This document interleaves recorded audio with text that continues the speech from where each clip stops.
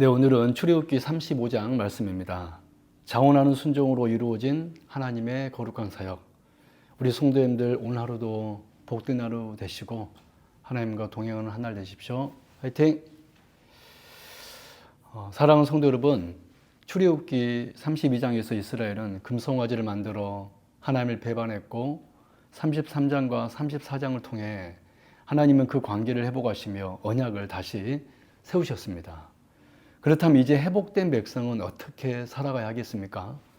출애굽기 35장은 바로 그 다음 단계, 즉 회복된 백성이 어떻게 하나님의 일을 감당하는가를 보여주는 말씀입니다. 하나님은 성막 건축을 명하시고 백성들은 그 사역에 참여하게 됩니다. 그런데 이 장에서 강조되는 중요한 원리가 있습니다. 하나님의 일은 억지로나 형식으로 이루어지는 것이 아니라 하나님의 은혜를 경험한 백성의 자원하는 순종을 통해 이루어진다는 것입니다. 이 말씀을 세 가지로 살펴보겠습니다. 첫째, 1절에서 3절의 내용으로 하나님의 일은 하나님과의 관계 속에서 이루어집니다. 모세는 성막 건축을 말하기 전에 먼저 안식일 규례를 선포합니다. 2절, 엿새 동안은 일하고 일곱째 날은 너희를 위한 거룩한 날이니 여호와께 엄숙한 안식일이라. 이 순서는 매우 중요합니다. 성막을 짓는 일은 참으로 거룩한 일이지만 그보다 더 중요한 것은 하나님과의 관계라는 것입니다.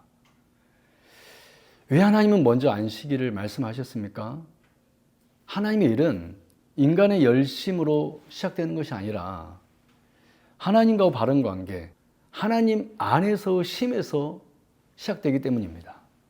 사랑하는 성도 여러분, 우리는 종종 하나님의 일을 한다고 하면서도 하나님보다 일을 앞세울 때가 있습니다. 그러나 하나님은 일보다 사역보다 관계를 먼저 보십니다. 사역보다 중요한 것은 하나님과의 교제입니다.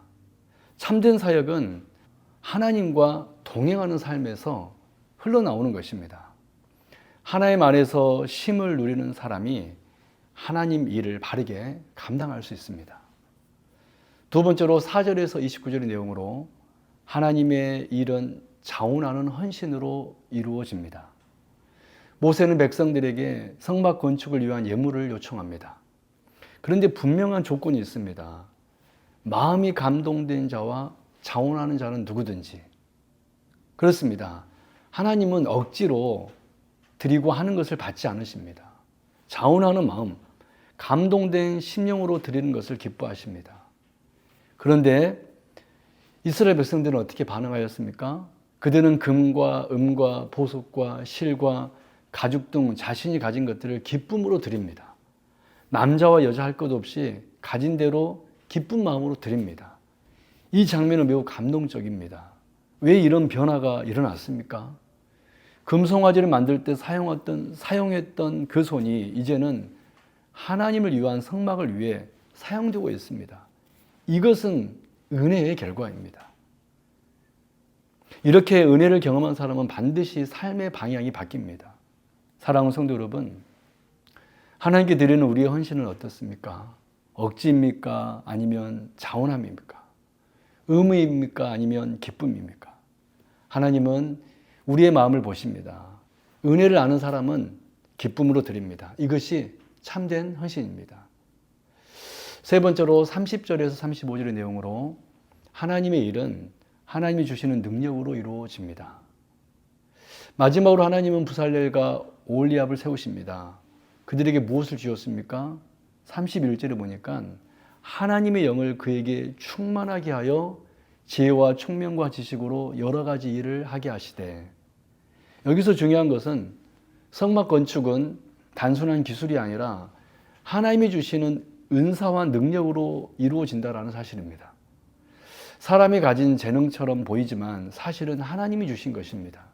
지혜도 기술도 능력도 모두 하나님께로부터 오는 것입니다.